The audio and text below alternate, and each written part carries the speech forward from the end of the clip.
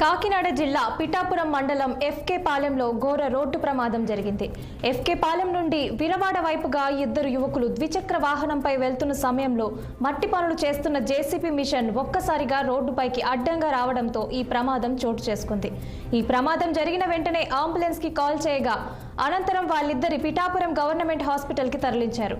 ప్రమాదం జరిగిన ఇద్దరు యువకుల పరిస్థితి ప్రస్తుతం విషమంగా ఉంది.